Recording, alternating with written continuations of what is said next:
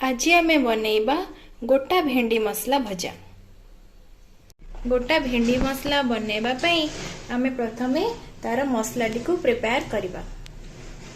मु कड़ाई रे किछि सोरिष तेल नै जाईची, सेथिरे पंच फुटण पकई देईची। पंच फुटण भलसे फुटी गला परे सेथिरे आमे एठी पेस्ट करिकी रखिथिबा सोरिष, जीरा, रसुण को मु भलसे ग्राइंड कर देईची। वर्तमान एहा को मु कड़ाई रे ऐड करिवि।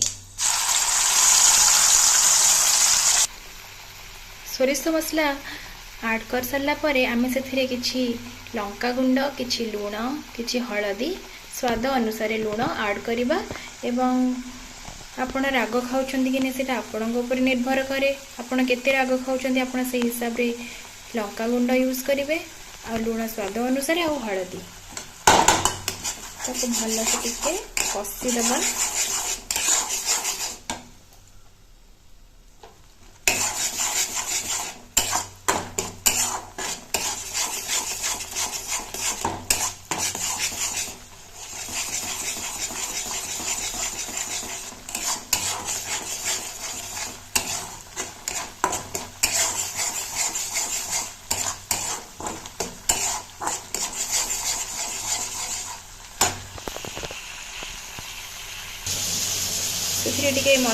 ग्राइंडर पटे थी मसला रे मु टिके पानी मिसई से मसला सब पकई देछि।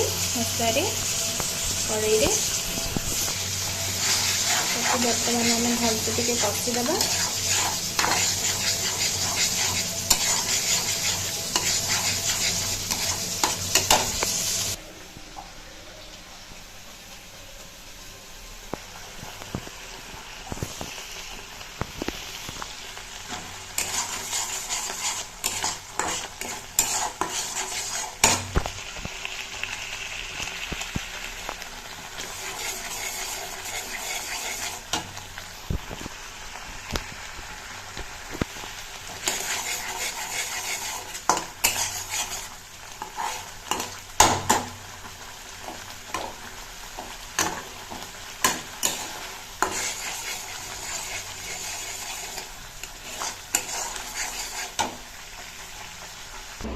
वर्तमान मु भेंडी रे मसला स्टफिंग देबी। देखंतु एटा मसला एमती टिके सुखिला भाव में प्रिपेयर कर देछि। एठी अछि भेंडी, मु ताको एबे काटिकी ता भितरे केमती मसला पसौछि आपनको देखौछि। देखंतु वर्तमान मु भेंडी रा सब पछ पट और आग सब काटी देछि। देखंतु देखंतु मु केपरी भेंडी भितरे मसला टिको भेंडी को मझिरो केमती काटिकी एथरे मसला सोरस मसला को स्टफिंग देछि। एमती आमे सब भेंडी को वर्तमान प्रस्तुत कर देबा।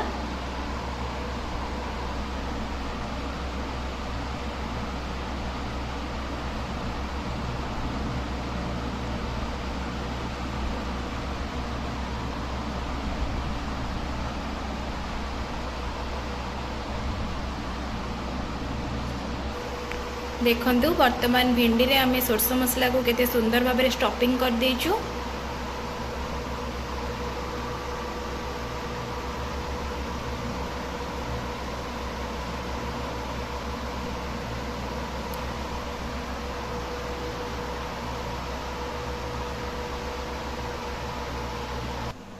वर्तमान आमे आ गोटे कड़ाई बसई गरम कर देबा।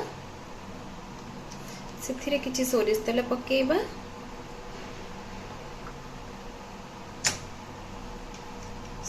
सोरिष तेल गरम हो गला परे सेथिरे आमे रेडी करी रखिथिबा भेंडी को ऐड करिबा।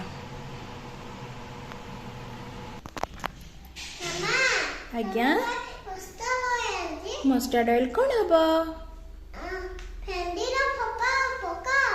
अच्छा अच्छा आना दिया। Thank you.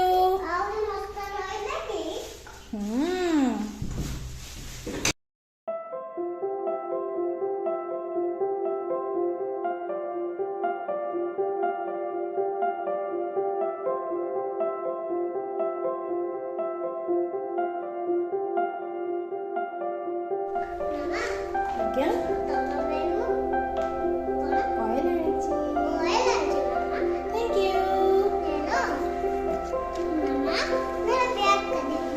ठीक है। मो झील स्कूल रू आसला से मो तेलटी बहुत जोर गरम हो जाइए। बर्तमान आम रेडी कर रखि भेंडी को यही तेल रे गरम तेल रे गोटे गोटे कर ऐड कर